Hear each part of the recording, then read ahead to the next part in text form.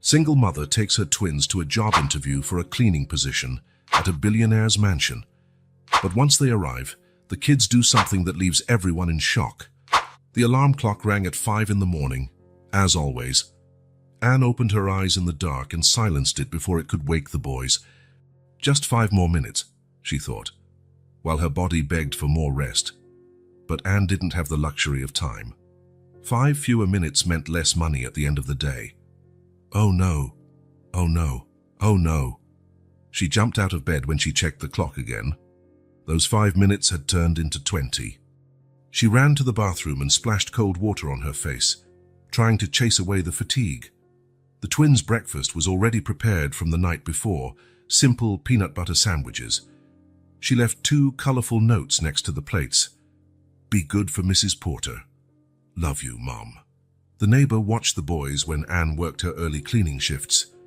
That was when her phone rang. The number wasn't familiar, but Anne answered anyway.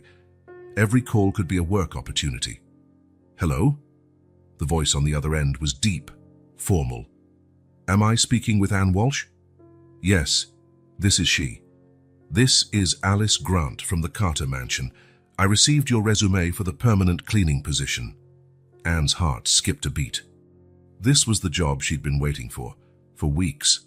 A steady position, a guaranteed monthly salary, health insurance for the boys. Yes, of course. I'm very interested.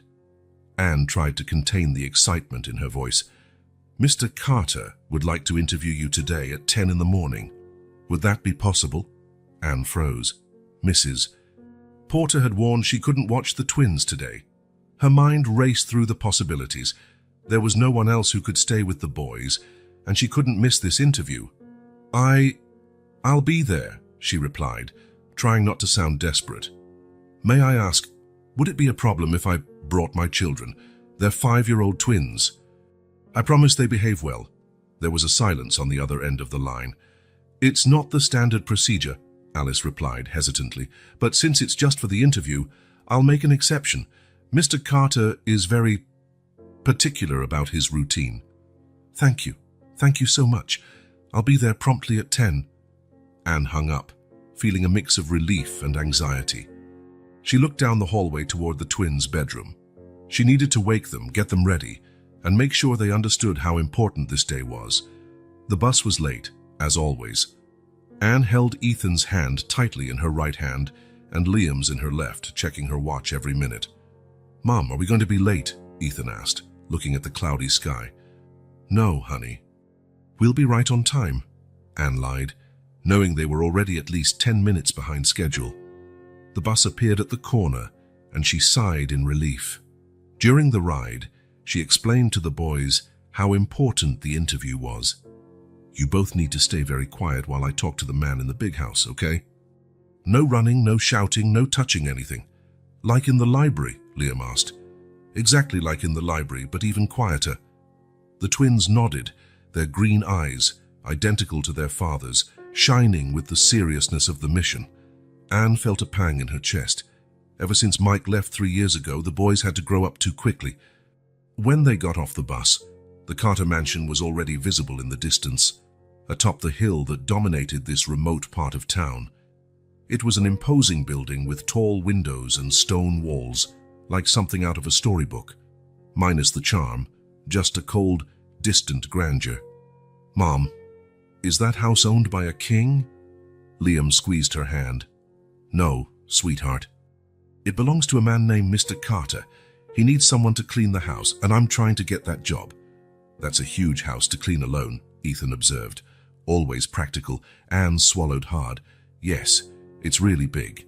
When they finally reached the gate, a security guard eyed them with suspicion. Anne explained about the interview, and after a quick check over the radio, they were allowed in. The path through the property felt endless. A meticulously maintained garden stretched in all directions, but without colorful flowers, only perfectly trimmed bushes in precise geometric shapes. It was beautiful, but lifeless. Mom, where are the flowers? Liam asked, looking around. Maybe in the back of the house, Anne said, though she doubted it. When they finally reached the main entrance, the door opened before they could ring the bell. A tall woman, her gray hair in a flawless bun, greeted them with a critical gaze. "Ms. Walsh, I'm Alice Grant, the housekeeper. We were expecting you at 10 o'clock. Anne checked her watch. 10:15. "I'm sorry I'm late. The bus—" "Mr. Carter values punctuality," Alice interrupted, but her gaze softened a bit when she saw the twins. "These must be your children." "Yes, Ethan and Liam. Boys, say hello to Mrs. Grant." "Hello," they said in unison, their small voices echoing in the huge entrance hall. Alice waved them inside briefly. "You can wait in the living room. Mr. Carter will be with you in a few minutes. Please make sure the children don't touch anything." Anne nodded, leading the twins into the indicated room. The mansion's interior was even more impressive than its exterior, and just as cold. Antique furniture, probably very expensive, stood out against walls painted in neutral tones.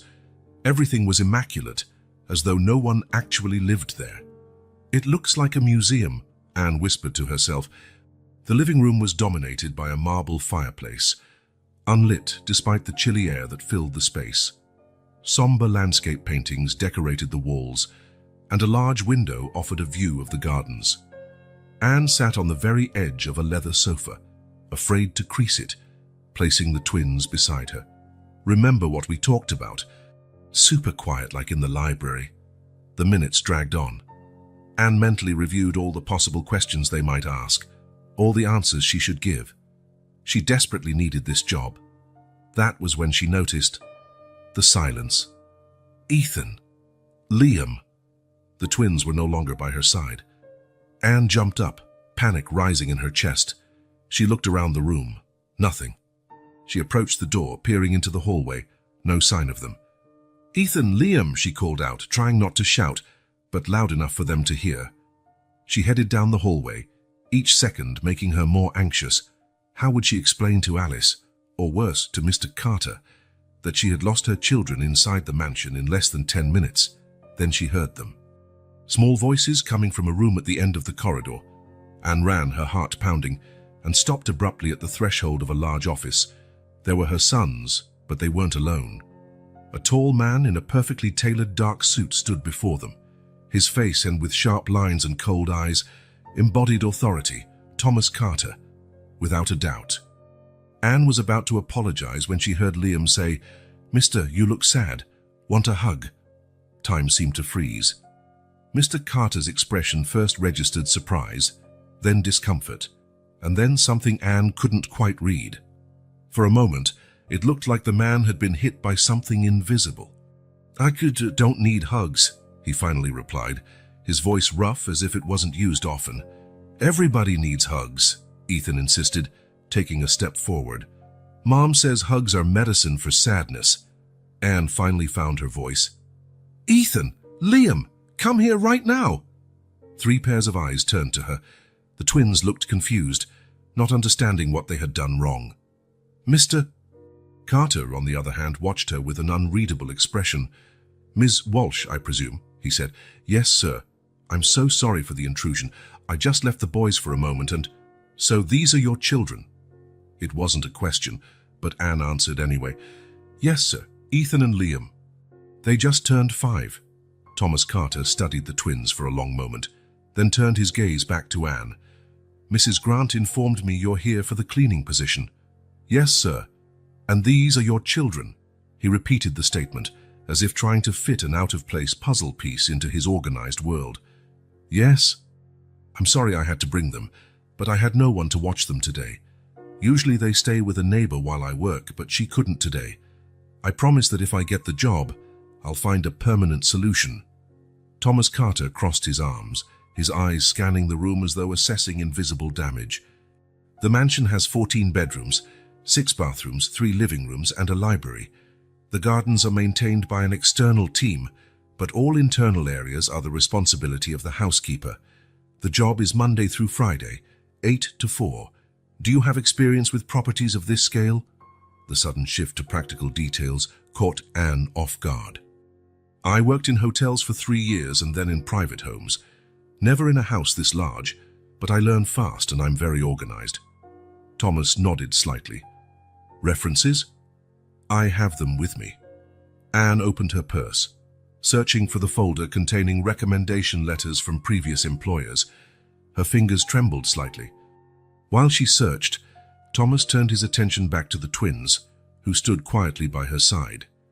Liam watched him with curious eyes, while Ethan seemed more interested in the books lining the shelves. Here it is. Anne held out the folder. Thomas took it but didn't open it. That won't be necessary, you're hired. Anne blinked, sure she had misheard. Excuse me. You're hired, Mrs. Walsh. You can start on Monday. At that moment, Alice Grant appeared at the door, looking surprised to see her employer in his private office with the visitors. Mr. Carter, you should have called me. I would have. Mrs. Walsh will start on Monday. Please prepare all the necessary paperwork. Alice looked momentarily taken aback, but soon regained her professional composure. Yes, sir. Ms. Walsh. If you'll come with me so we can discuss the details. Anne remained frozen, still processing what had just happened. Thank you, Mr. Carter. Thank you. I really appreciate the opportunity. Thomas had already turned back to his desk, as if the conversation were over. But before Anne could leave with the twins, he spoke again, still not turning around. Your children, do they attend school? Yes, sir, in the afternoon. Then they won't be a problem during work hours. No, sir. I have a neighbor who takes them to school and stays with them until I return. Thomas made a dismissive gesture with his hand, and Anne understood that their audience was over. She took the twins' hands and followed Alice out of the office. As they walked down the hallway, the housekeeper explained details about the salary and benefits, more than Anne had expected, far more than she'd been earning in the temporary jobs she'd been taking. Mr. Carter rarely hires someone so quickly, Alice commented, curiosity in her voice. Actually, I've never seen him hire anyone without checking references or doing a trial period. Anne looked back toward the office. I guess I was lucky. Alice followed her gaze. Maybe. Or maybe your children said something no one else has had the courage to say in the last 3 years. Anne didn't ask what the housekeeper meant by that. The kids walked ahead, admiring the paintings on the walls, oblivious to the impact their innocent words had caused. The journey home felt shorter. The twins ran ahead, playing tag on the sidewalk, while Anne walked behind them, lost in thought. Mom, are you going to work in that big house? Liam asked, coming back to hold her hand. I will, sweetie.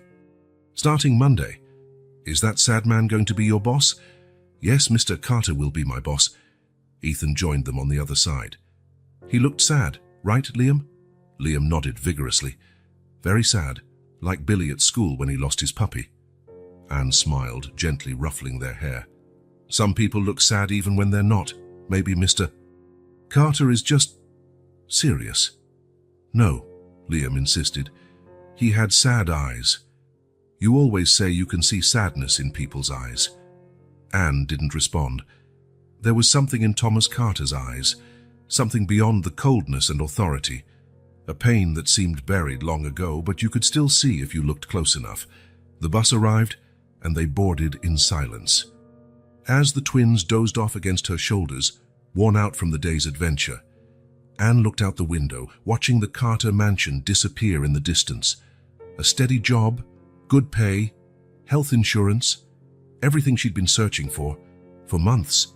She should feel relieved, even happy, But there was something about the Carter mansion, something about her new employer's expression when Liam offered him a hug, that made her uneasy.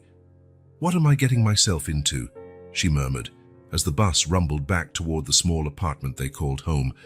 Anne knew the answer would come in time. For now, she could only be grateful for the opportunity and try not to dwell on the sadness in Thomas Carter's eyes. The weekend flew by too quickly. Anne spent every free moment organizing the logistics of her new routine. She talked to Mrs. Porter about taking the boys to school every day and staying with them until she returned. Money would be tight the first month, until she got her salary, but it would be worth it. On Monday morning, Anne woke up before her alarm. She got ready carefully, choosing simple but presentable clothes. She didn't want to look sloppy on her first day. Today's the big day, right, Mom?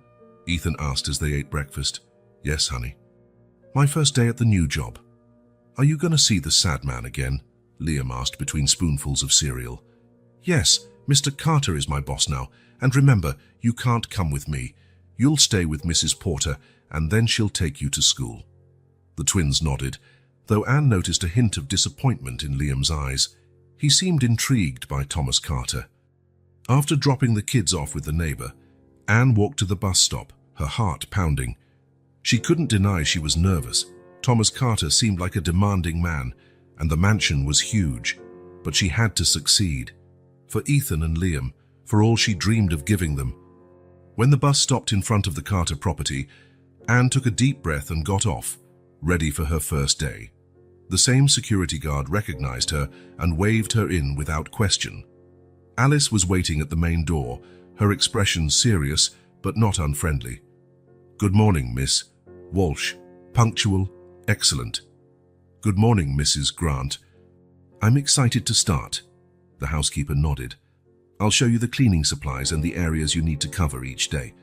Mr. Carter is very particular about certain details." Anne followed Alice through the mansion's corridors, listening attentively to her instructions.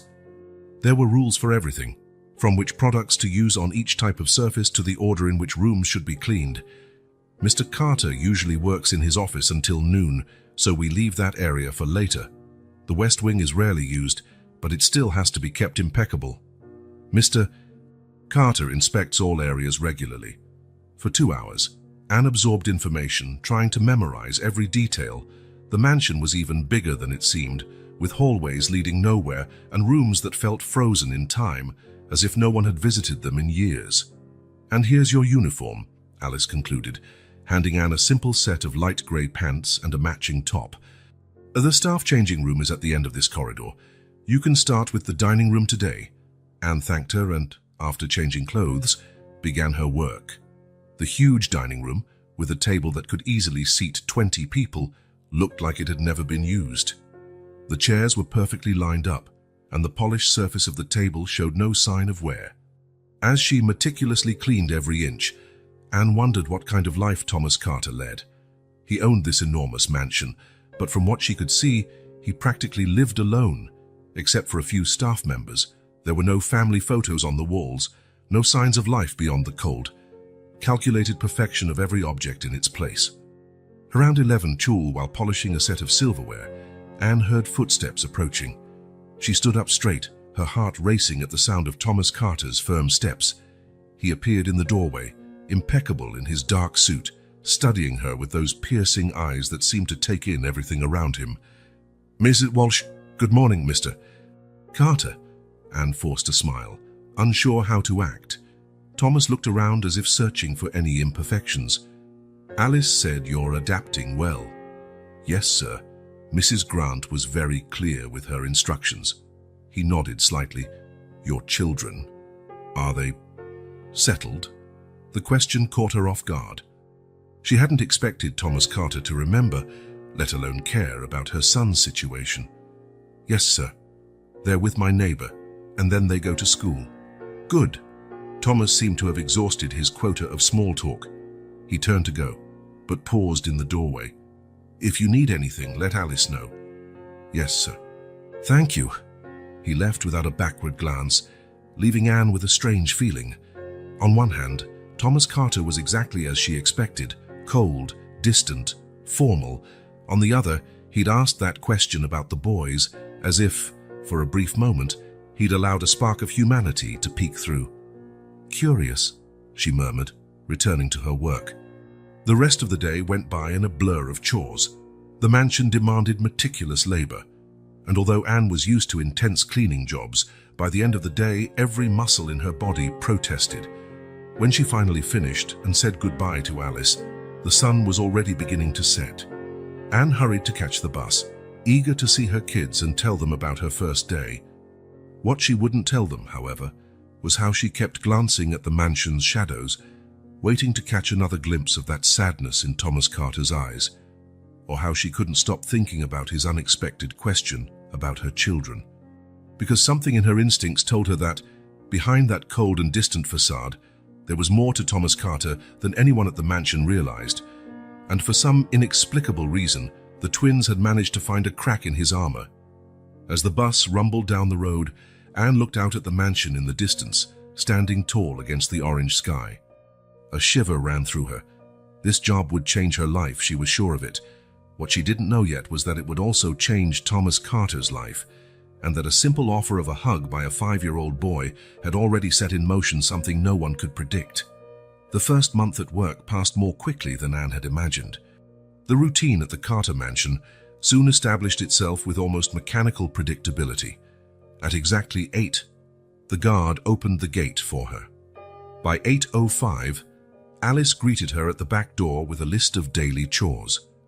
And sometime between 9 and 10, Thomas Carter emerged from his room and locked himself in his office, rarely coming out before nightfall. It was a particularly cold Monday when Anne noticed something she had been ignoring since day one: the silence. Not just an absence of noise, something deeper and more unsettling. A silence that seemed to have been cultivated over the years, like a poisonous plant that grows slowly until it dominates an entire garden. While dusting the library shelves, her favorite room in the mansion, Anne stopped, holding her breath for a moment. Nothing. Not a clock ticking. Not the natural creaking of an old house. Not even the sound of wind at the windows. It was as if the mansion itself had forgotten how to breathe. "It's like a mausoleum," she whispered, her voice echoing strangely loud in the oppressive silence. Unlike other homes where she had worked, the Carter mansion had no radios playing in the kitchen, no TVs on in the living rooms, no sound of occupants hurrying back and forth. Even the few employees, the gardener who came 3 times a week, the rarely called driver, and Alice, seemed to have learned to move like ghosts, avoiding any unnecessary noise. Anne resumed her work, now aware of how the sound of the duster against the books echoed. A disquieting feeling grew in her chest. It wasn't exactly fear, it was more like sadness. A house so large, so beautiful, and so dead. She picked up her bucket of cleaning products and moved on to the next area on the list, a rarely used living room. The chairs were arranged perfectly, as if no one had ever sat in them. A thin layer of dust coated the surfaces, despite the weekly cleaning. It was strange how a place so immaculate could still feel abandoned. As she cleaned the furniture, Anne studied the room's details. Paintings of austere landscapes hung on the walls, but there were no personal photographs, no objects suggesting the people who lived here. It was as if the mansion was just an empty shell, with no memories or stories. "You get used to it, you know." The voice made Anne jump, causing her to drop the wood polish she was holding. Alice stood in the doorway, her face expressionless as usual. "Used to what?" Anne asked, picking up the fallen bottle. "The silence." Alice entered the room, adjusting a vase that didn't really need adjusting. "At first, it's disturbing. After a while, you barely notice." Anne doubted she could ever get used to such stifling silence, but she said nothing. She continued working, aware that Alice was watching her with keen eyes. "This house wasn't always like this, you know," the housekeeper said suddenly, her voice softer than usual. "There was a time when it was full of life, laughter, activity."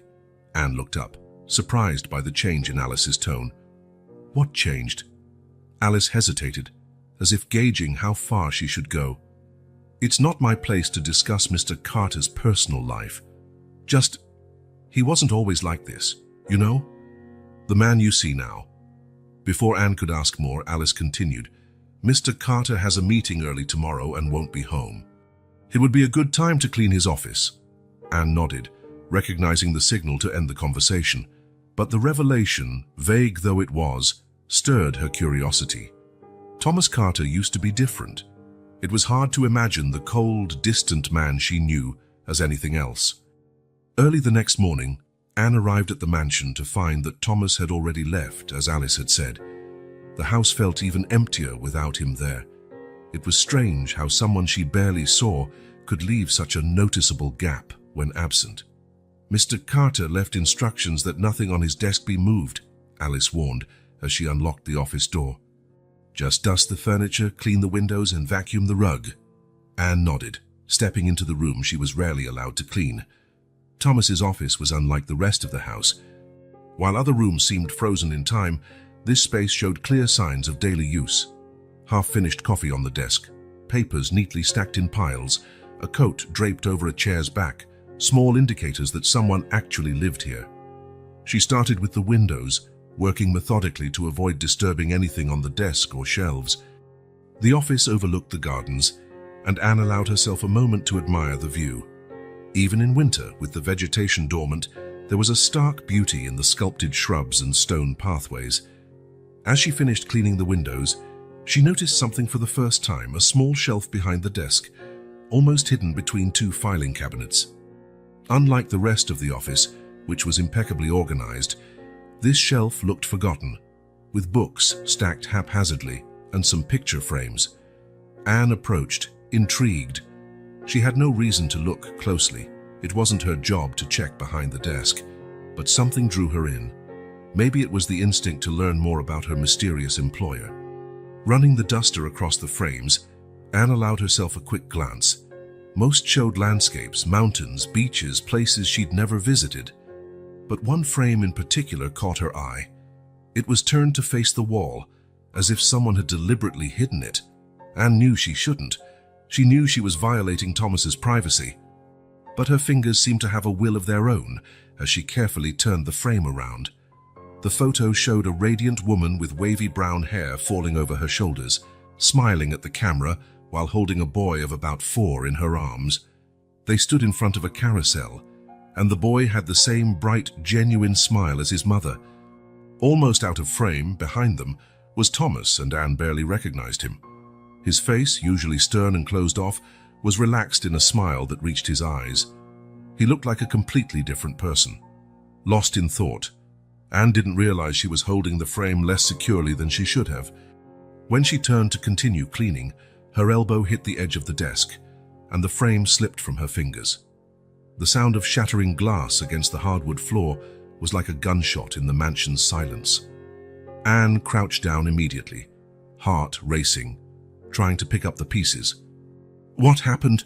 Thomas's voice came from the doorway, and Anne felt her blood run cold.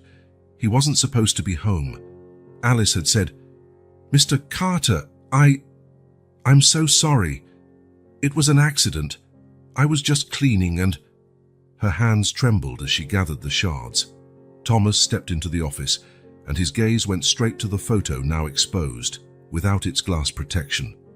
His face, normally expressionless, changed. A cold, contained fury twisted his features. "What were you doing with that?"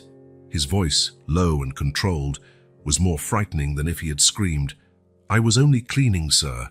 The frame fell when—" It was turned to the wall. Thomas moved closer, taking the photo and what remained of the frame from Anne's hands. Deliberately turned. Anne stood up, feeling small under Thomas's simmering anger. "I'm sorry, Mr. Carter. I didn't mean to—" "Get out, sir. I can clean this up and—" "Get out!" Anne recoiled, frightened. She had never heard him raise his voice, and the impact was like a slap. She grabbed her cleaning supplies and quickly left the office, still trembling. Behind her, she heard the sound of the door being locked. She leaned against the hallway wall, taking deep breaths, trying to calm her racing heart. Who were those people in the photo? And why had just seeing them provoked such a powerful reaction in Thomas? Alice appeared at the end of the corridor, drawn by the noise. Her gaze traveled from the locked office door to Anne's pale face. "Mr. Carter came back earlier," Anne said, her voice barely above a whisper. Alice nodded, understanding the situation without needing further explanation. "Come to the kitchen." Anne followed the housekeeper, still shaking slightly. While Alice prepared something warm to drink, Anne tried to process what had happened. "I dropped a picture frame," she finally confessed. "It had a photo of him, a woman and a little boy." Alice froze for a moment, her back to Anne. When she turned, her face showed an expression Anne had never seen, a mixture of sadness and compassion. "He wasn't always like this," said the housekeeper, repeating words she'd shared before, but now with deeper meaning. "Before the accident, Mr. Carter was a different man. The mansion was different." "Accident?" Anne asked. Alice placed a steaming mug in front of her. "It's not my place to tell that story, Mrs. Walsh. But know that what you saw today is only a fraction of the pain he carries." Anne sipped, letting the warmth calm her nerves. "I think he's going to fire me." "No, he won't," Alice said, sitting across from her. "Mr. Carter has his moments, but he's a fair man. Once he calms down, he'll realize it was an accident." "How can you be so sure?" Alice gave a sad smile. "I've worked for the Carters for almost 20 years. I've known Thomas since he was barely older than your twins." Anne lowered her eyes to the mug, feeling like an intruder into a story she didn't know, a pain she couldn't understand. "Finish your drink," Alice said, standing up. "Then you can go back to the library. I'll handle the office once Mr. Carter leaves." The rest of the day passed in a blur. Anne worked mechanically, still shaken by the morning's incident. She didn't see Thomas again. He stayed locked in his office until after her usual quitting time. At the end of her shift, she hesitated. Should she say goodbye, apologize again? She decided it was better to wait until the following day, when they'd both had time to process what had happened. The bus ride home had never felt so long. Anne was exhausted, not just physically but emotionally. The image of that photo and Thomas's reaction wouldn't leave her mind. "Mom!"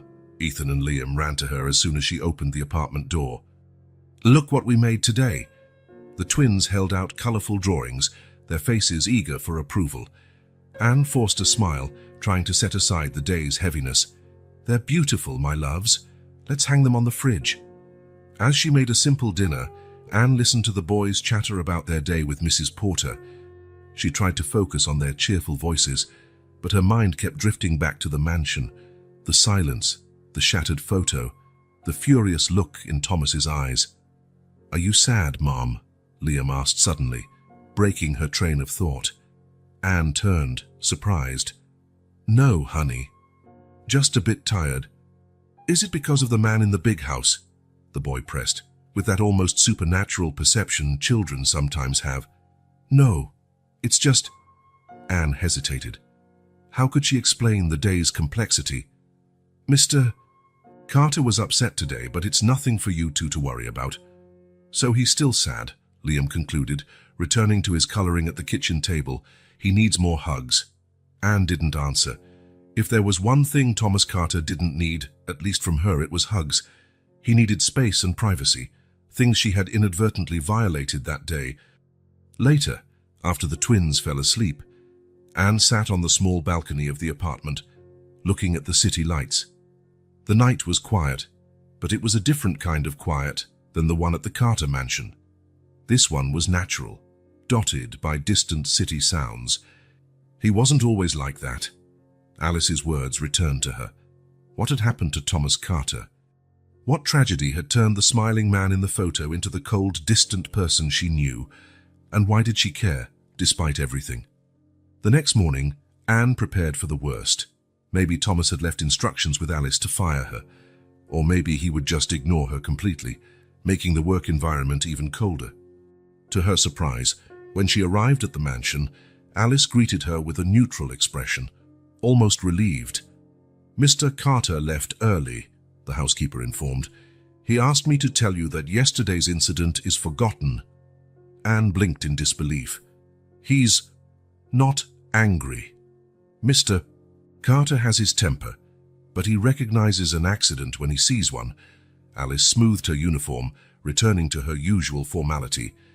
"He asked that you continue your normal tasks, but leave the office for another day." Anne nodded, feeling immense relief. She hadn't been fired, and Thomas bore no grudge about the incident. It was more than she expected. The day went on as usual, but Anne felt different. The mansion's oppressive silence was still there, but she heard it differently now. It wasn't just the absence of sound, it was the presence of a pain so deep it had swallowed all other noises. That afternoon, while tidying one of the rarely used guest rooms, Anne reflected on what had happened. Thomas's overblown reaction, Alice's mention of an accident, the hidden photo. It all pointed to a tragedy he was trying and failing to bury. Mrs. Porter had called mid-morning to say she wasn't feeling well and asked Anne to pick up the twins early. On any other day, this would have been a problem. But Anne remembered Alice's suggestion a few days ago, when she'd needed to bring the twins to the mansion for a few hours due to an emergency. "Mr. Carter wouldn't mind," the housekeeper had said, "as long as they stay in the kitchen and don't interfere with your work. That time, Thomas hadn't been at the mansion, but today, Anne wasn't sure it would be appropriate. Still, she had no choice. When she finished the guest room, she went down to talk to Alice. The housekeeper was in the kitchen, cooking something that smelled wonderful. "Alice, I need to pick up my twins early today. Mrs. Porter is unwell. Would it be a problem if they stayed here for a few hours while I finish my shift?" The housekeeper didn't seem surprised by the request. "Of course not, Ms. Walsh. Mr. Carter won't be home until the evening anyway, and even if he were, I doubt he'd mind." Anne wasn't so sure, especially after yesterday's incident, but she had no other option. "Thank you. I'll be back in an hour." When she returned with the twins, Anne set them up at the large kitchen table with paper and colored pencils that Alice provided. The boys, thrilled to visit the big house again, behaved exceptionally well, quietly drawing while Anne finished her tasks. Though physically identical, Ethan and Liam had distinct personalities. Ethan was methodical, precise in his drawings, while Liam worked more freely, his creations more expressive than accurate. Today, for some reason, they both seemed focused on a common goal. "What are you two drawing?" Anne asked as she passed through the kitchen to grab cleaning supplies. "It's a secret," Liam replied, strategically covering his drawing with his arm. Ethan nodded, equally mysterious. "It's for later." Anne smiled, leaving them to their secrets. She was just relieved to see them so well behaved, especially after the difficult day she'd had. When she finished her tasks and came back for them, she found the kitchen empty. For a moment, panic gripped her. "Ethan!" "Liam?" "Here, Mom!" Their voices came from the inner garden, accessible through a door off the kitchen. Anne let out a breath of relief when she found them crouched on the lawn, watching a small rabbit nibble at the grass near some bushes. "Look, Mom, a real rabbit!" "He's cute," Anne said, smiling at their excitement. "But we have to go now. I'm done for the day, and Mr. Carter should be home soon." The boys reluctantly said goodbye to the rabbit and returned to the kitchen to gather their drawings. Anne noticed they had made several, but one in particular caught her eye. A tall figure in a suit, clearly meant to be Thomas. "Did you draw Mr. Carter?" she asked, curious. Liam nodded enthusiastically. "Yes. We made him happy because he looked so sad." Anne felt a pang in her chest. Children's perception could be astounding. "That's very kind, kids. But we really need to go now. Can we leave the drawings for him?" Ethan asked. "Like a gift."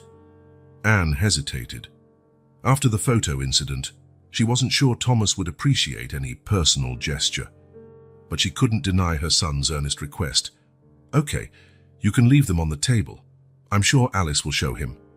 The twins carefully stacked their drawings into a neat pile in the center of the table, with the portrait of Thomas on top. Anne noticed they'd written something on it, but she couldn't read it before Liam covered it with a blank sheet. "It's a surprise," the boy explained seriously. "He has to see it first." Anne nodded, stifling a smile. "Right. Let's head out before he arrives and spoils the surprise." Thomas arrived at the mansion later than usual that night. The investors' meeting had run long and he was exhausted. All he wanted was the refuge of his office, a glass of whiskey, and the temporary oblivion work provided. The house was quiet and dark, except for the soft light coming from the kitchen. Alice had probably left something for him to eat, as she always did when he arrived late. Entering the kitchen, he found a covered plate and noticed Alice had already turned in. Thomas helped himself to some food more out of necessity than appetite and sat at the table. That's when he saw them, a stack of colorful papers. Curious, he lifted the first one. It was a child's drawing, clearly done by the twins, showing what appeared to be him alone with a serious expression. Next to it was a version of him smiling. An arrow pointed from the serious figure to the smiling one, and below it, in that childish handwriting he now recognized, was written, "Mr. Carter, happy is better." Thomas felt something strange in his chest, a sensation he hadn't experienced in so long he barely recognized it. It wasn't exactly joy nor exactly sorrow. It was more like longing. Longing for a time when smiling didn't hurt, when the idea of happiness didn't feel like a betrayal of everything he'd lost. He looked through the other drawings. One showed the mansion, but with colorful flowers in the garden. Another showed him and the twins, all holding hands. A third was just an explosion of bright colors guided with "For Mr. Carter to be happy," written at the bottom. Thomas stared at the drawings for a long time. He remembered how he had reacted the previous day when Anne accidentally broke the picture frame. His anger had been disproportionate, unfair. He knew it even as he yelled at her, but he couldn't contain it. Seeing that photo, Catherine smiling, James in her arms, his past self, a completely different man, had felt like a punch to the gut. And now, these drawings, created by children who barely knew him but, for some reason, wanted him to be happy. The simplicity of the gesture pierced something inside him, something he had kept sealed since the day of the accident.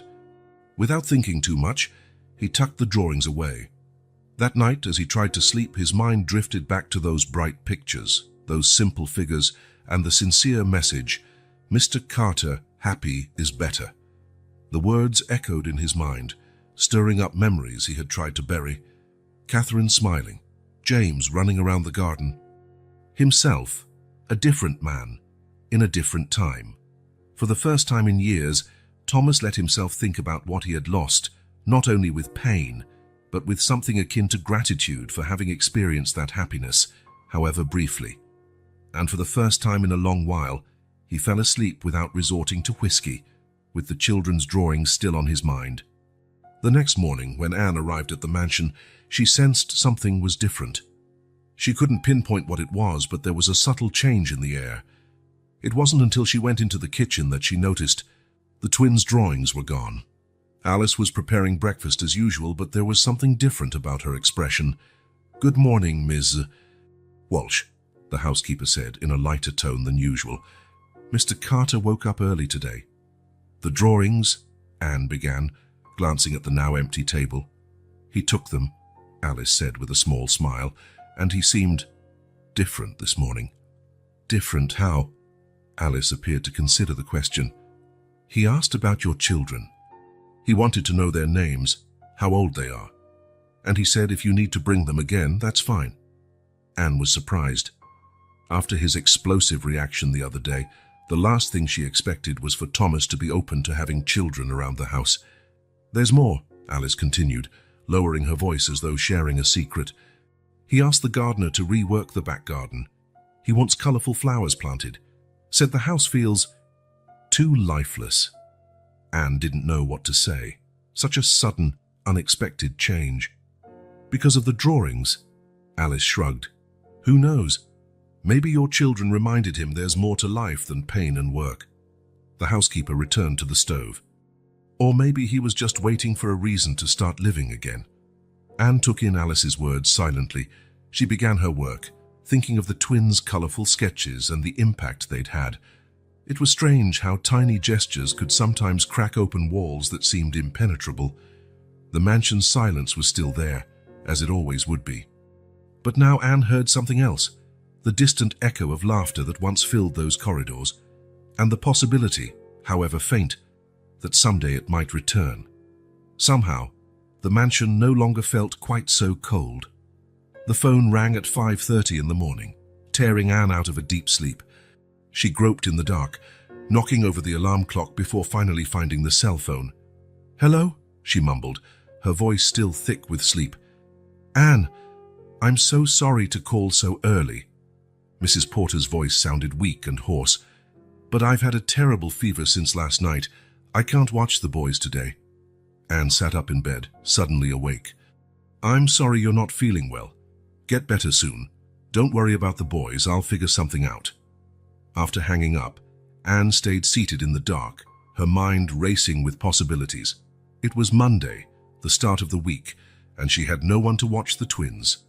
Her options were limited: skip work or take the kids with her. Neither seemed ideal.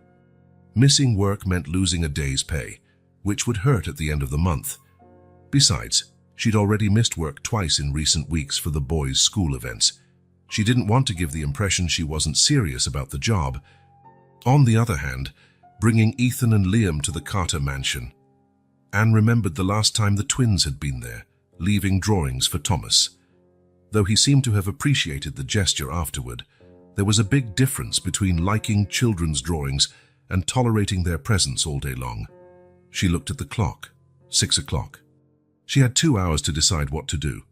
By the time the twins woke up, she'd made up her mind. As she prepared breakfast, she explained the situation. "Mrs. Porter is sick, so you'll have to come with me to work today." The boy's eyes lit up instantly. "We're going to the big house again." Liam nearly spilled his cereal in excitement. "Yes, but you have to behave very well. Mr. Carter is a busy man and doesn't like noise. You'll stay in the kitchen with Mrs. Grant while I work, and you can't leave there without permission. Understood?"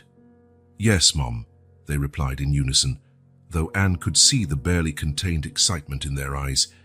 To them, the mansion was like a mysterious castle, full of wonders to explore. Anne sighed, already anticipating the day's challenges. She grabbed a larger bag, filling it with coloring books, crayons, small toys, and extra snacks. If they had to stay confined to the kitchen all day, they'd need distractions. Arriving at the mansion was more tense than Anne expected. When the guard saw the twins, he hesitated before opening the gate, as though he needed permission first. "They're with me," Anne said, trying to sound more confident than she felt. "I have no one else to watch them today." After a brief radio exchange, the guard finally opened the gate. "Mrs. Grant has been notified," he said with a nod. Alice was waiting at the back door, her face impassive as ever. Anne immediately started explaining, "Alice, I'm so sorry, but Mrs. Porter is sick and I have no one else to watch them. I promise they won't get in the way. I brought things to keep them occupied and—" "It's all right, Mrs. Walsh," Alice interrupted, her expression softening a bit as she looked at the boys. "I already told Mr. Carter. He didn't object, as long as the children stay in the designated areas." Anne felt immense relief. "Thank you. Where should I put them?" "In the kitchen, like last time. If they need fresh air, they can use the indoor garden, but only with supervision." Anne nodded, grateful. She knelt in front of the boys, adjusting their jackets. "Remember what we talked about. Behave yourselves and listen to whatever Mrs. Grant says, okay?" "Yes, Mom," they replied, looking around with barely disguised curiosity. "Come on, kids," Alice said, extending her hand. "I have fresh cookies in the kitchen." Anne watched her sons walk off with the housekeeper, their small hands in hers, and silently prayed the day would pass without incident. Thomas was in his office when he heard it. Childish laughter, distant but unmistakable, floating through the corridors of the mansion like ghosts from a past he tried to forget. He closed his eyes for a moment, letting the sound wash over him. It hurt, and yet it felt strangely comforting. The first time Anne had brought the twins, he had been out. The second time, when they left those drawings, he'd only caught a quick glimpse of them upon arriving home. Today was different. They would be here all day, their voices and footsteps echoing through spaces left silent for years. Thomas set his pen down and stood up. He didn't plan to interact with the children, but he felt an inexplicable need to see them.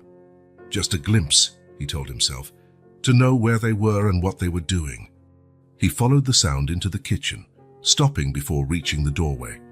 Through the gap, he saw Alice cooking at the stove while the twins drew at the table. They were remarkably alike. Same light brown hair, same bright green eyes. Thomas tried to recall their names, Ethan and Liam, right? But which was which? He couldn't tell them apart.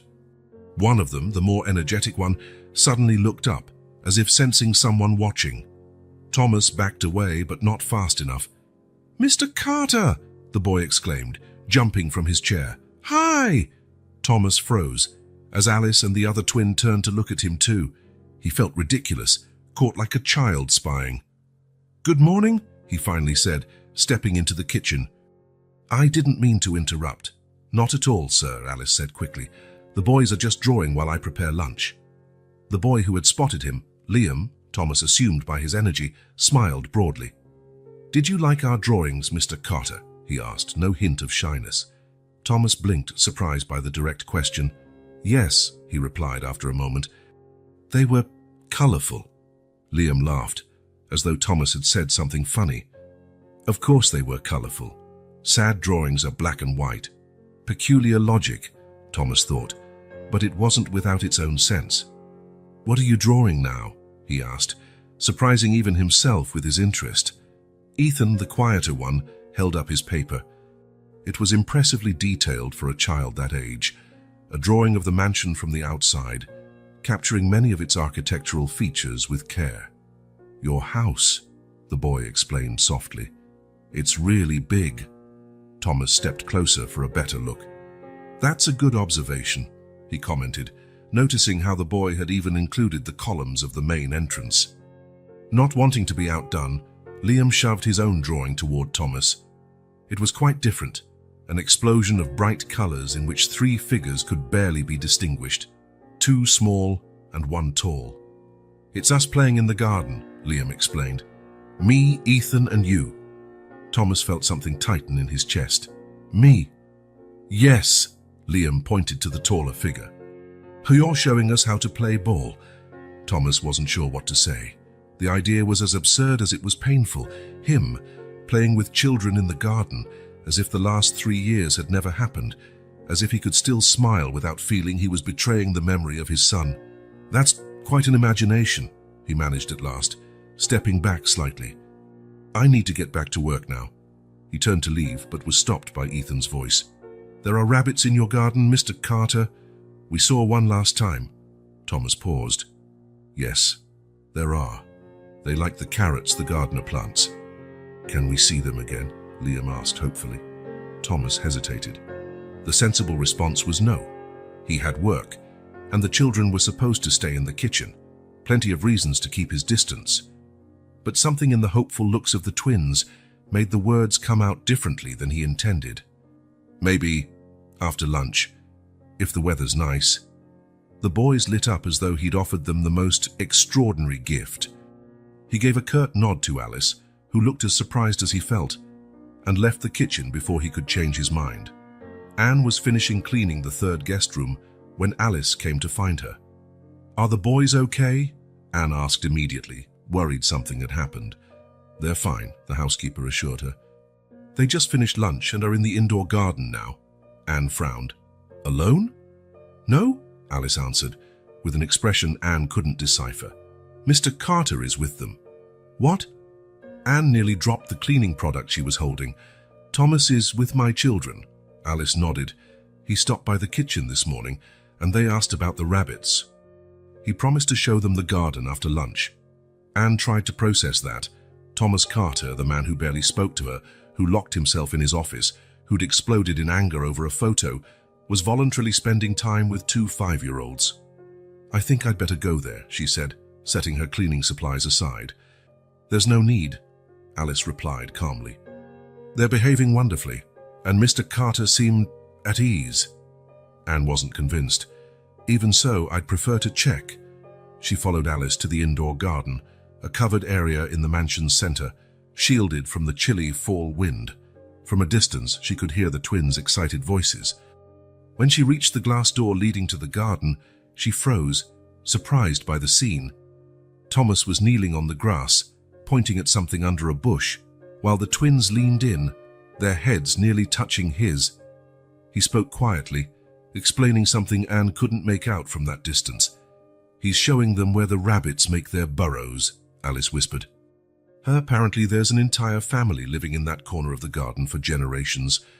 Anne watched as her sons listened attentively, fascinated.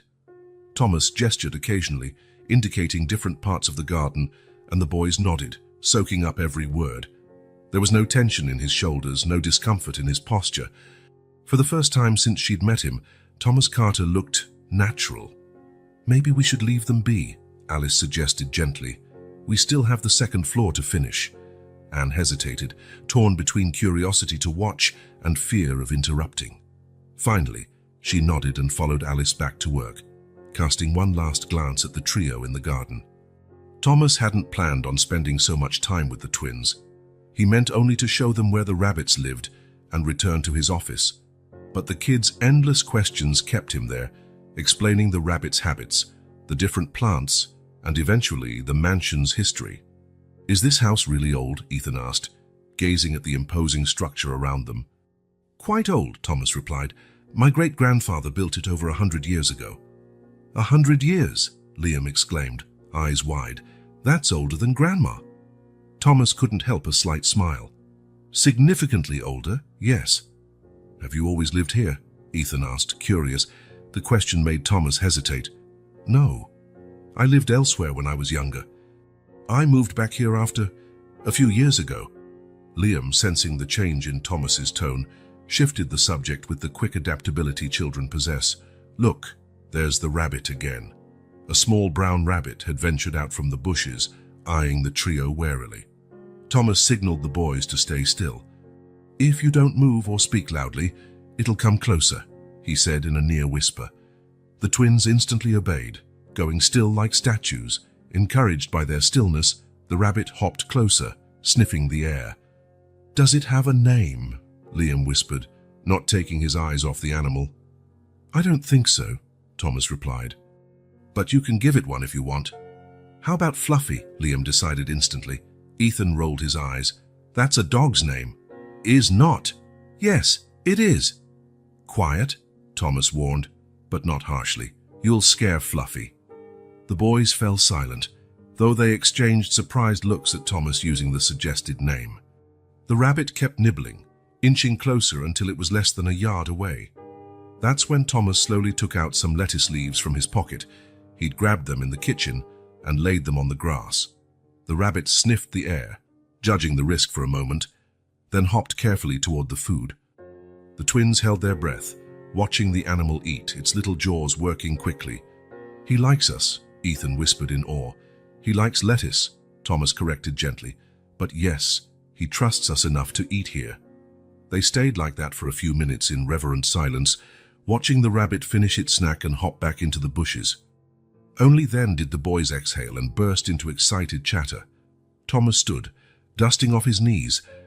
"We should go back inside. Your mother might be worried." "Can we see the rabbits again tomorrow?" Liam asked hopefully. The question caught Thomas off guard. He hadn't considered the children returning to the mansion. "Are you coming back tomorrow too?" "I'm not sure," Ethan replied, more attuned to reality. "It depends on whether Mrs. Porter is still sick." Thomas nodded, uncertain what to say. Part of him hoped the babysitter recovered quickly so his routine could return to normal, free of noisy interruptions. Another part, one he didn't want to acknowledge, felt a strange anticipation at the thought of their return. "Well, if you do come," he finally said, "I think Fluffy would appreciate another visit." The smiles he received in return were dazzling, reminding him of another smile, from another time, which he kept carefully locked away in his memory. The resemblance made his chest ache, but differently than usual, not just with the sharp pain of loss, but with something more complex, something akin to gratitude for this unexpected moment of connection.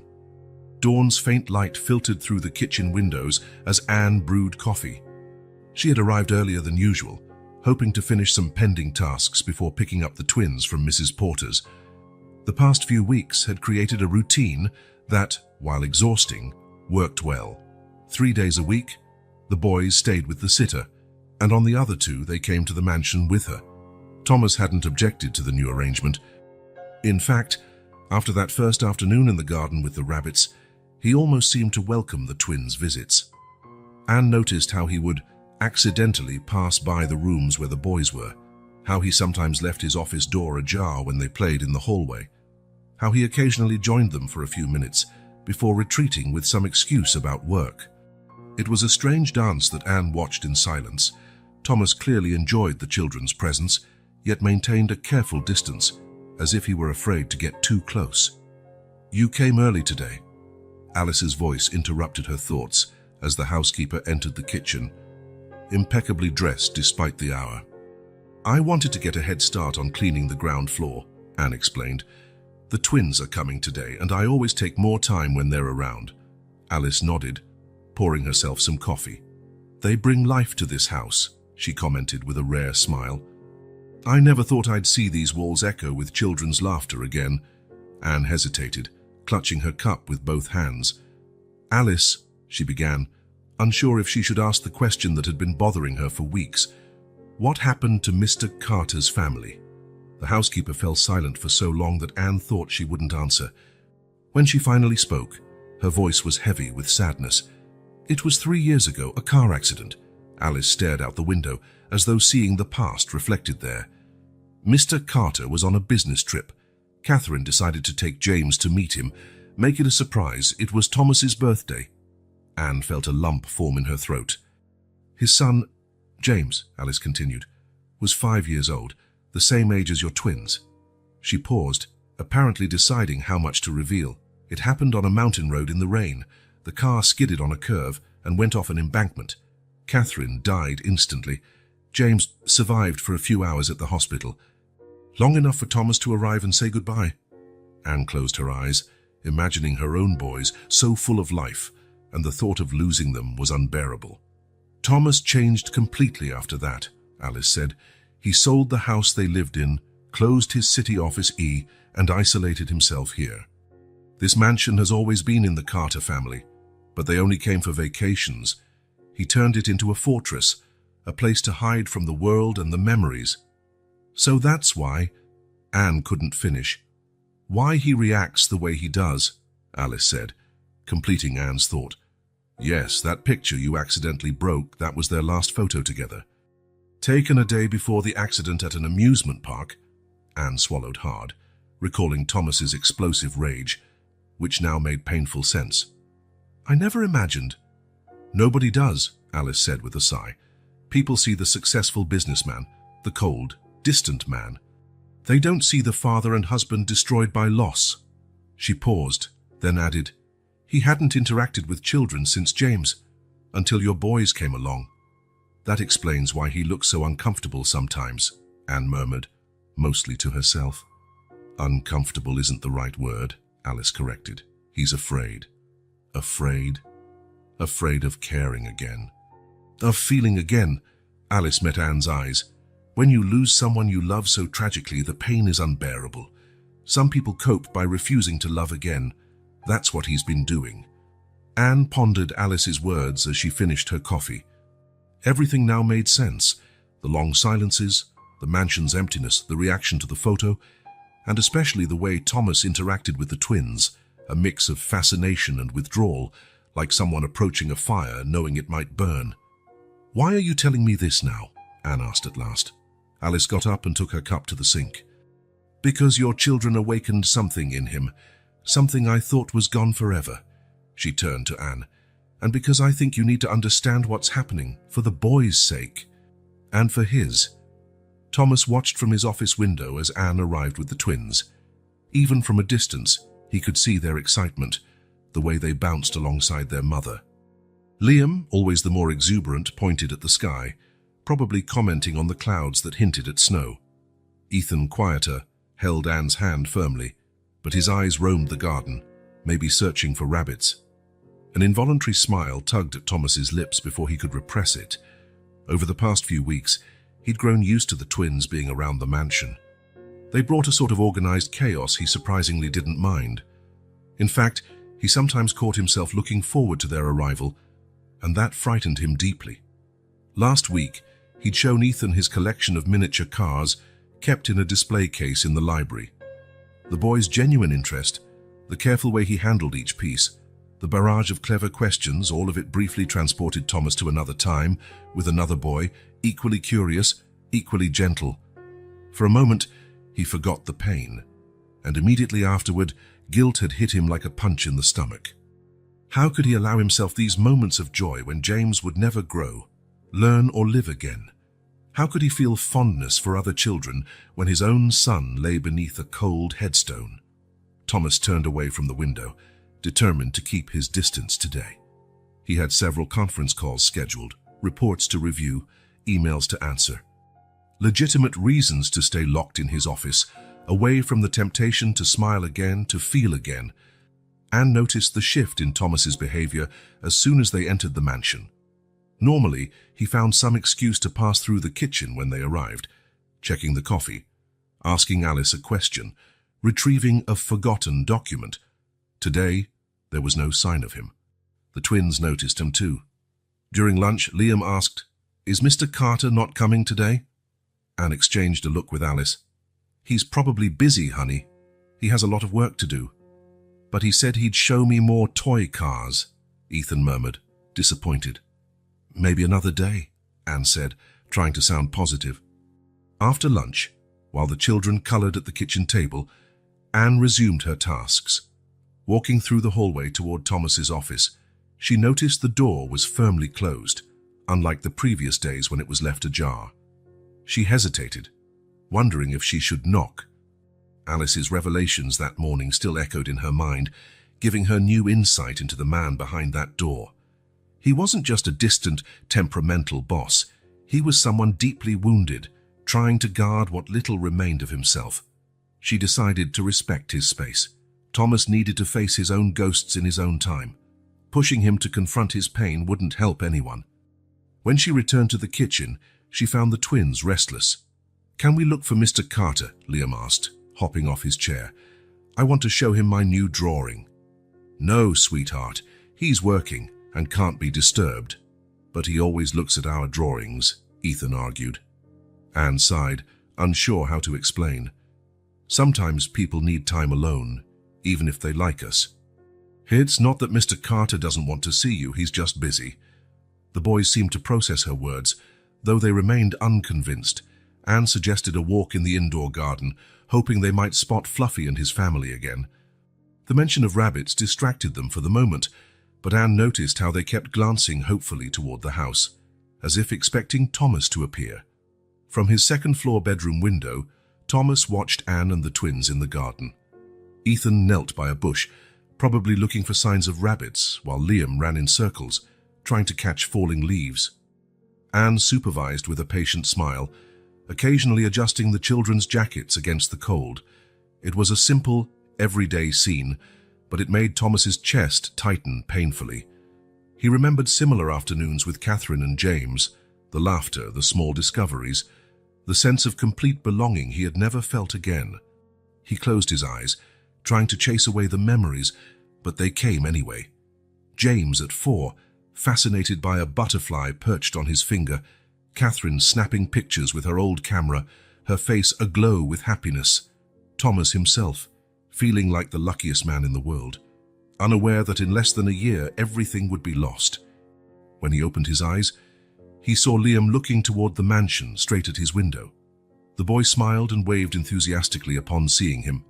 Before he could think, Thomas raised his hand in a slight wave, then pulled back into the shadows of the room. His heart pounded.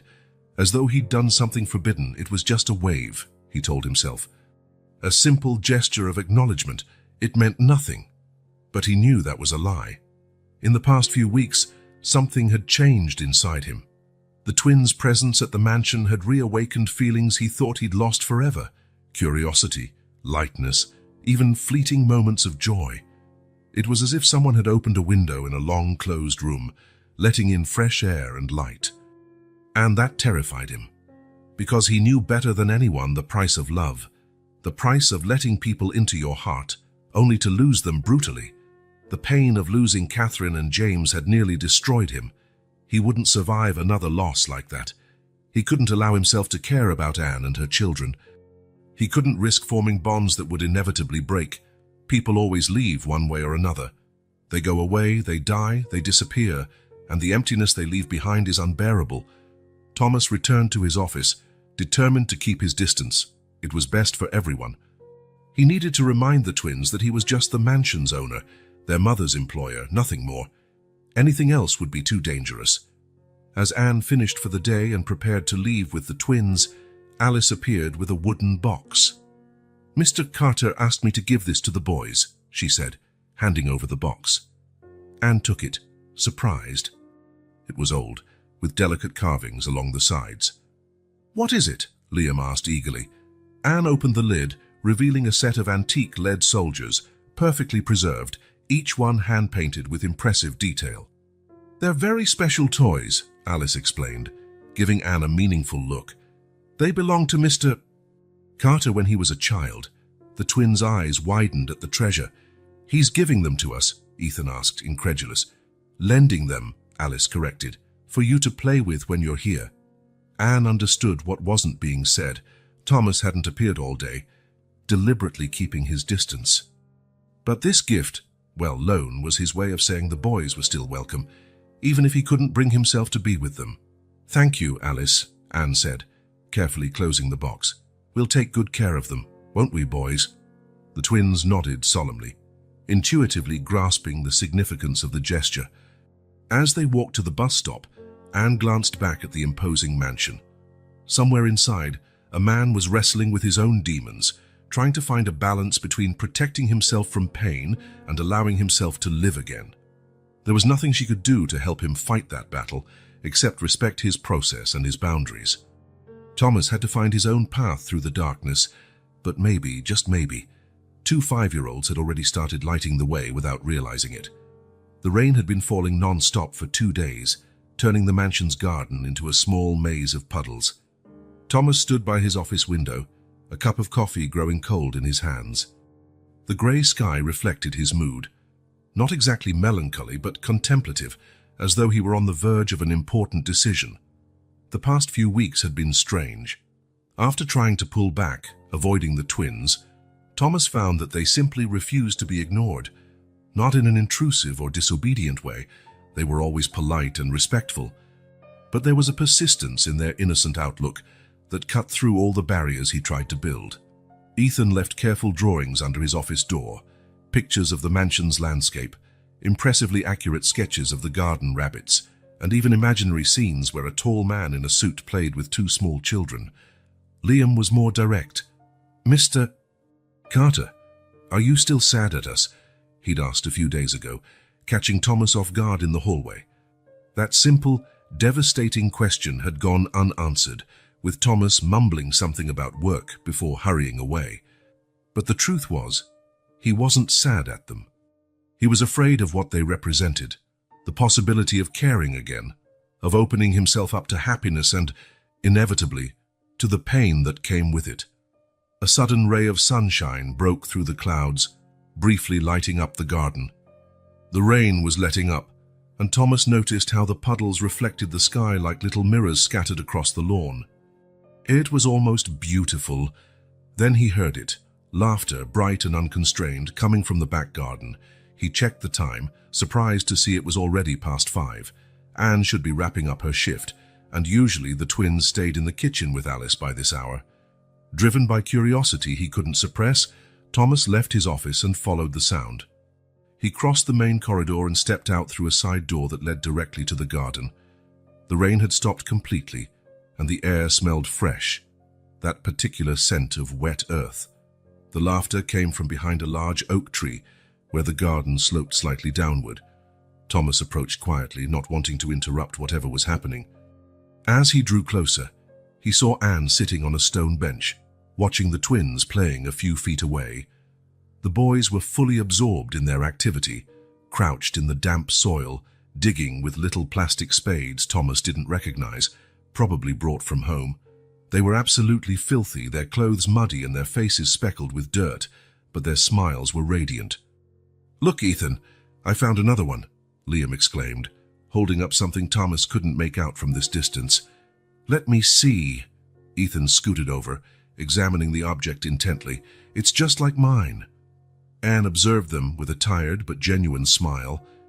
Thomas wondered how many hours she'd worked that day, how many sleepless nights she'd spent worrying about the boys, the bills, and an uncertain future.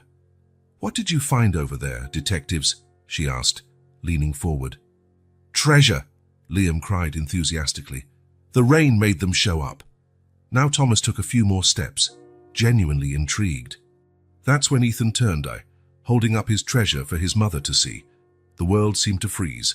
In the boy's small, muddy hand was a toy car, not a modern plastic one, but a metal miniature, hand-painted, a red Jaguar E-Type, an old model, a collector's item Thomas knew very well. Without realizing it, Thomas stepped closer, moving out of the oak tree's shadow. Anne saw him first, her expression immediately shifting to concern. "Mr. Carter," she said, standing up, "I'm sorry, we were just about to leave. The rain stopped, and the boys wanted some fresh air before—" Thomas barely heard her. His eyes were glued to the car in Ethan's hand. The boy noticed his gaze and held it out to him. "Look what we found, Mr. Carter." "It was buried right there," he explained, pointing to a spot where the ground had been washed out by the rain. "There are more of them." Thomas approached slowly, as if hypnotized, and took the car. The red paint was slightly faded, with patches of mud, but it was unmistakable. He could even see on the underside the initials JC drawn in permanent marker. "James Carter," he whispered, so softly no one heard. Liam came closer, holding two more cars, a green Aston Martin and a blue Ford Mustang. "We found these, too, Mr. Carter. Are they yours?" Thomas felt something break inside him, not painfully, but like thick ice finally cracking after a long winter. "They belong to my son," he said, surprised by the clarity of his own voice. He loved toy cars. A silence fell over the group. Anne put her hands on the twins' shoulders, as if wanting to protect them from a potential outburst. But Thomas felt strangely calm. "He buried them here one summer," he continued, eyes still on the little red Jaguar. "I said he was making a treasure for the future. I completely forgot." "What was his name?" Ethan asked gently. "James," Thomas replied, letting the boy's name pass his lips for the first time in a long while. "He was 5, just like you." The twins exchanged a look, one of those silent communications only they seemed to understand. Then, simultaneously, they took a step forward, still holding the other toy cars. "Do you want them back?" Liam asked, offering the cars. That question, so simple and direct, spoken without fear or hesitation, hit Thomas in a way he didn't expect.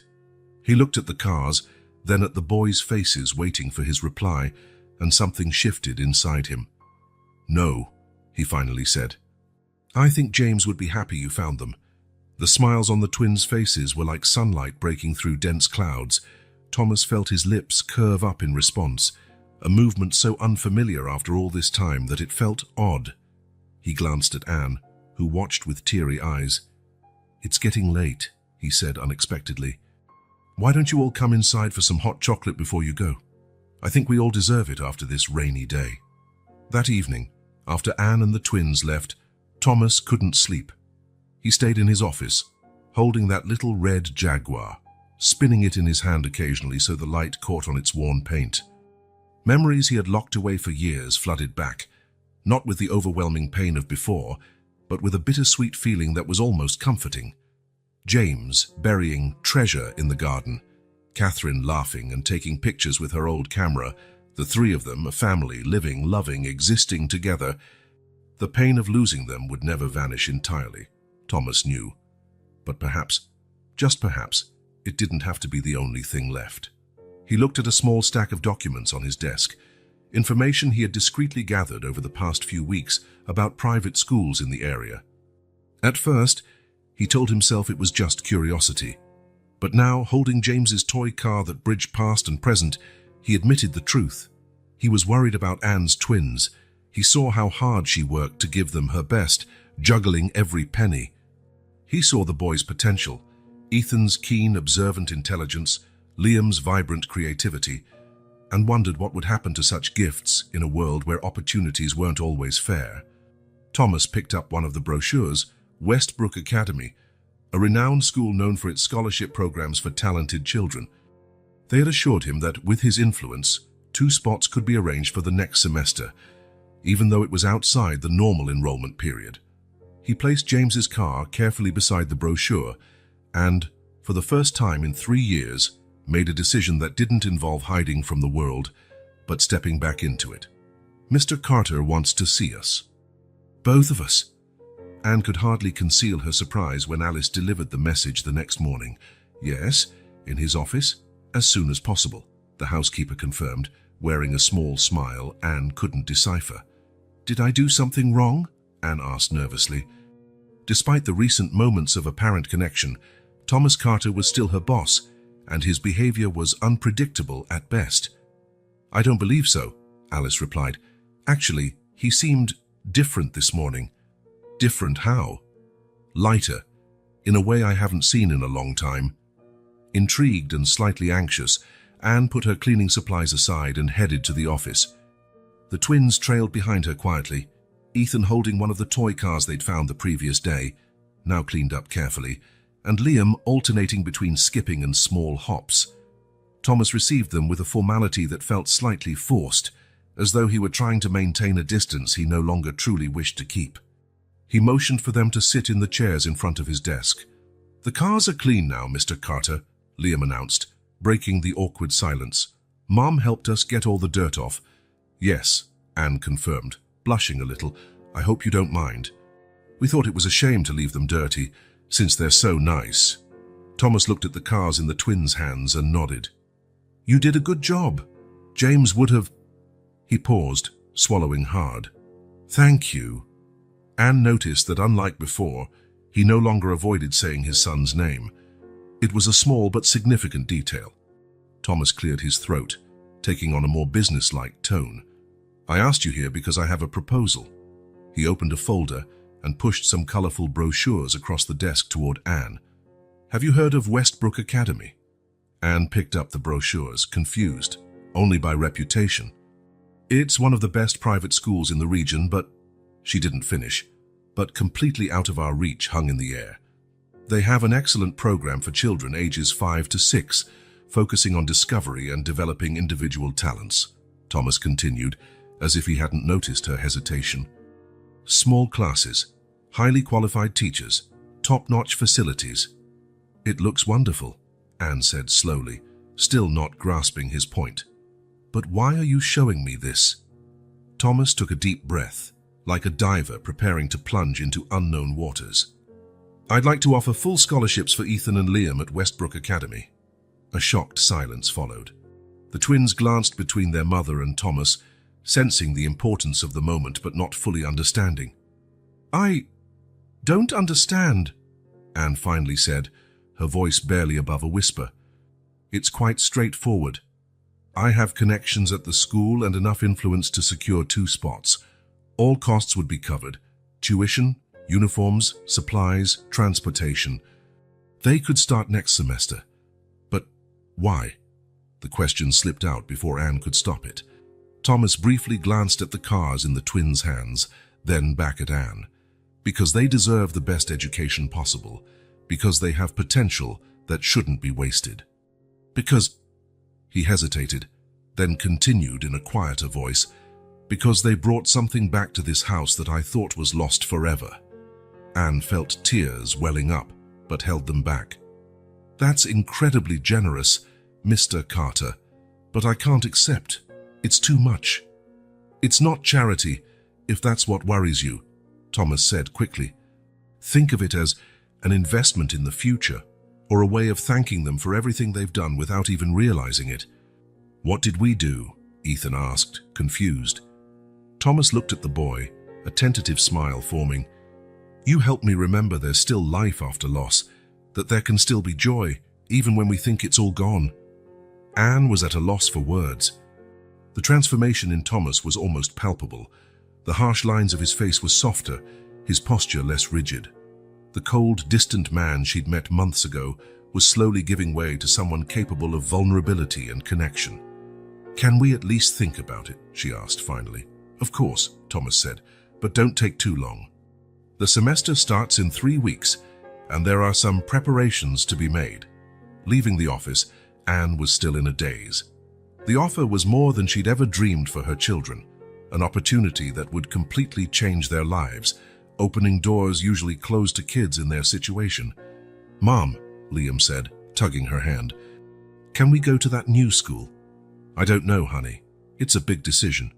But Mr. Carter wants to help us," Ethan said sensibly, "and you always say we shouldn't refuse help when it's offered sincerely."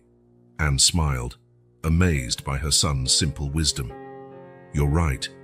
We'll think about it carefully, okay?" 3 weeks later, Thomas waited in the mansion's main hall, checking his watch periodically. He wore his usual formal suit, but something about him looked different. Maybe his hair was more carefully combed, or his tie chosen with extra care. When Anne arrived with the twins, he almost didn't recognize them. Dressed in Westbrook Academy's navy blue uniforms, neatly pressed pants, crisp white shirts, tiny ties, and blazers with the school crest, They suddenly looked older, more serious. "Look, Mr. Carter!" Liam exclaimed, spinning around to show off the full uniform. "We're as fancy as you." Thomas gave a genuine smile, something that now came more easily. "You look very sharp." "Real gentleman." Ethan, typically more reserved, seemed a bit nervous, gripping his mother's hand tightly. "What if they don't like us?" he whispered, glancing anxiously at Anne. It was Thomas who answered, kneeling to the boy's eye level. "They'll love you, and if someone doesn't, that's their problem, not yours. Never forget that." Anne watched, her heart clenching at the gentle way Thomas spoke to Ethan, the care in his words, the way he soothed the boy without belittling his worries. It was a side of him that rarely showed, but it was appearing more often in recent weeks. "It's time," Thomas announced, standing up. "My driver will take us." "You're coming with us?" Liam asked, both surprised and delighted. "If your mother doesn't mind," Thomas said, glancing at Anne with a quietly unsure expression. "I thought I'd be there for their first day." Anne nodded, touched by the gesture. "Of course. We'd be honored." The drive to the school was filled with the twins' excited questions, which Thomas answered patiently. He knew a lot of details about Westbrook Academy, having done extensive research. Anne noticed his meticulous side, typical of him. When they arrived at the imposing school gates, Anne felt a brief moment of panic. Everything about this place screamed privilege and status, worlds away from her own life. Other parents stepped out of luxury cars, dressed impeccably, as if attending a social event rather than dropping off their kids. "Don't worry," Thomas said quietly, noticing her expression. "They have every right to be here, just like any other student." Inside, they were greeted personally by the principal, an honor Anne suspected not every new student received, likely due to Thomas's influence.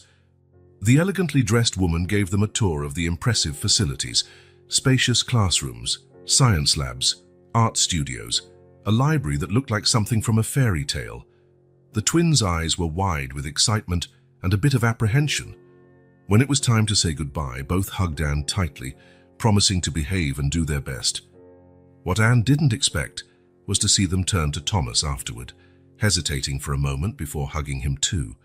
The shock on his face was brief, replaced by a warm expression as he returned the hug, awkwardly but sincerely. "We'll see you later," he promised. "And I want to hear everything about your first day." As Anne and Thomas watched the boys follow their teacher into the classroom, Anne finally let the tears she'd been holding back slip free. Thomas silently offered her a handkerchief, his own eyes suspiciously bright. "They'll be fine," he said, more to himself than to her. "Yes, they will," she agreed, dabbing her eyes. "Thanks to you." Thomas shook his head. "No. They would have made it somehow sooner or later. They're extraordinary children, Anne." It was the first time he used her first name, and neither missed the unexpected intimacy of the moment. "I have another proposal," Thomas said as they headed back to the car. "There's a lot of empty space in the mansion. Rooms no one uses, an entire wing practically abandoned." He paused as if choosing his words carefully. "I'd like you and the boys to consider moving in there." Anne stopped, staring at him. "What?" "You'd have complete privacy, a set of rooms on the second floor with a separate entrance if you prefer. The boys would have room to play, to study. You'd be closer to the school, and transportation would be easier." He spoke quickly, as though afraid of being interrupted. "And I'd appreciate the company." Anne was speechless. The offer was totally unexpected, yet somehow felt like a logical next step in this strange journey that began months ago when the twins offered a hug to a sad man. "You don't have to answer right now," Thomas went on. "Think about it. Talk to the boys." Anne nodded, still absorbing it. "I will," she promised. During the drive back to the mansion, she kept glancing at Thomas. He seemed different, not just in posture or the occasional smile that no longer looked so foreign. There was something deeper, an emerging peace replacing the constant sorrow she used to see in his eyes. She thought of the twins in their new uniforms, stepping into a world of possibilities she could never have provided alone. She thought of Thomas's offer, the chance at a different life, not just for her boys, but for her as well. The future, which had always seemed so limited, now stretched out like a book full of blank pages waiting to be written. For the first time in years, Anne allowed herself to imagine possibilities that once felt like distant dreams. The Carter mansion, once a symbol of grief and isolation, now offered a different promise, a new beginning, of healing connections, of a family finding its way from pain to something that, if not exactly happiness, at least resembled peace. And maybe, Anne thought as she gazed out the car window at the clear morning sky, that was enough for now. They would figure out the rest together,